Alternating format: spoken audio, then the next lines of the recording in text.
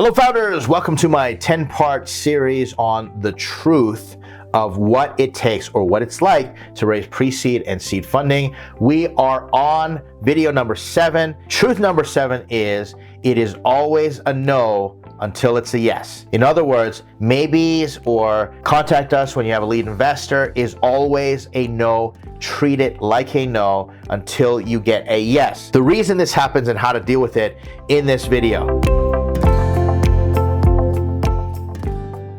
Before we continue, my name is Ed Kang, 7-time funded founder, 2-time exit, just means I failed a bunch of times. I have done this introduction over and over again. By now, you should know it. If you want to know who I am and what I do and the reason I'm credible enough, or I have the audacity to create these types of videos, go watch the other parts of this series and we can just jump right into it. It is always a no until it is a yes. That is a truth. Many times founders go and they pitch investors and they get investors to go humming and hawing and, you know what, we'll follow up, or yes, come contact me in the next little bit, or come back to us when you've got a lead investor, you got more traction. Treat that like a no. Don't get your hopes up, and especially do not make adjustments when you hear a no. Don't make adjustments to your startup to try and cater to that investor and say yes. Stay the course until you have a pattern and you start to see a pattern of no's, like a common theme of the no's, and then you can look at it and say, what's the brutal reality of the feedback that I'm getting? Pay attention to that, but you need a bigger sample size than one. And I hear this all the time. Investors talk and they get feedback and the founder gets all flustered because they got one rejection and they start adjusting and ripping apart their pitch decks or even pivoting their entire startup because of that rejection. Do not do that. Some of the reasons that I've thought about and reasons that I've used myself is we want to be nice and we don't want to, rip the Band-Aid off. The best investors give you a quick answer, or they give you a quick understanding of what they need to get to a no or yes, and they don't drag it along. They just move as fast as possible because the right investor knows that if they're sitting in front of a baby unicorn sitting in a rocket ship ready to go to the moon, some other investor might come eat their lunch and snatch the deal. So there's FOMO going on. So they want to move as quickly as possible. And they say, when can you give me this due diligence? Here's what we need. Here's the checklist. And we will get you a letter of intent. And the check is coming a week later. That's how fast that it can go. But sometimes investors don't want to give you that no because something's going on there where I feel bad. There's been times, and I'll just be very transparent with you, where a founder gives me their pitch and they start telling me about how their whole life is into it and how much they've struggled to get to this point in time and all these things. And you know what? Instead of giving them no, I just give them advice. I just tell them what to do next, etc. And then they thank me. But nobody ever gets to the point where we've said it's a no or it's a yes, and here are the next steps you're going to go through. And it's because I feel bad. And I know, being very transparent, I know I should just rip off the Band-Aid. And I try to do that as much as possible. And I try to give feedback, but not all investors are going to do that. Investors will want more signals. They don't want to be the first check, or they want more de-risking of the opportunity before they're willing to say yes. I say this all the time.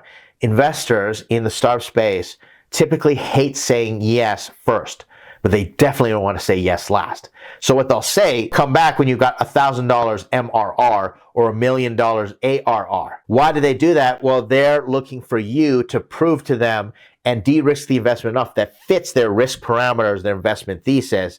And so they don't say no right up front. They give you a kind of yes. Here's what we're looking for. Come back to us. But here's the thing, get that traction and you get to $1 million ARR, most likely those investors are going to be competing with other investors. Most likely by that time, you got other investors coming out and offering you money anyway. So these investors try and say nice things to you and kind of give you hope so that you come back to them at a later period of time, that they stay top of consciousness for you and they're not missing out on that baby unicorn that just took off in the rocket ship and is going to the moon. That's what happens. It's another reason that investors, or funds, firms especially, that invest at seed go and talk to pre-seed founders. Or maybe they do more A rounds and they go talk to seed founders because they want to be included. They don't want to be left out of the party. And founders get really frustrated and they come to me and they say, Ed, I don't think there's such a thing as a pre-seed investor out in the startup community. The truth is, there's no such thing as a pre-seed that's acknowledged when you're raising institutional capital. Pre-seed is the wild, wild west. Just raise it where you can. But there are angels who will invest in pre-seed. There are friends, family, and associates who will invest in pre-seed.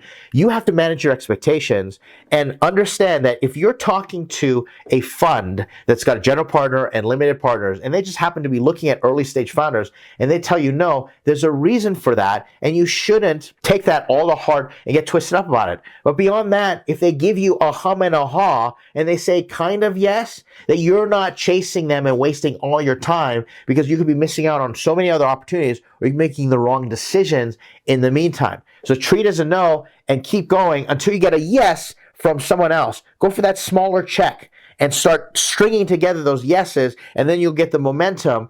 And guess what? Those investors that are maybe a little more seed, they want to see that traction, will look at you and they say, this founder took in a $50,000 check, went and put it to work, and now they got a little bit of traction. If I put in a $500,000 check, can I 10x that traction? That's what they'll start to think. You want to give them as many opportunities to go that route. Treat everything as a no until it's a yes. This is for the founders that if you have been raising and you're sitting on those kind of yeses or those really encouraging conversations, make them no, no, no, no, no. And then maybe later on, go get that yes from them when you can touch base and say, hey, I know that was a no, but it could be a yes now because I've reached all your parameters. I am at $1,000 MRR or $1 million ARR, depending on their investment thesis.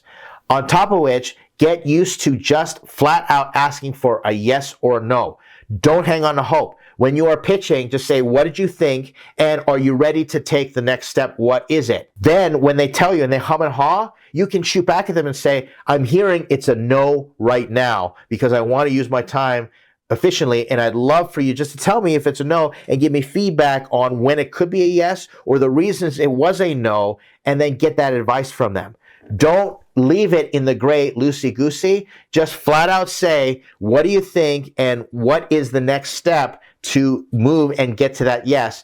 And if they say, go, I'm hearing it's a no, and move on. There you have it. That was truth number 7. Can't wait to bring you number 8, 9, and 10. There are good ones that are coming up. Stick around. Appreciate all the support. Like, comment, subscribe. If you're already part of any of our startup communities, such as startups.com, or part of other workshops or accelerator programs, I really appreciate all the feedback that everybody has been giving to me along the way. See you in the next video.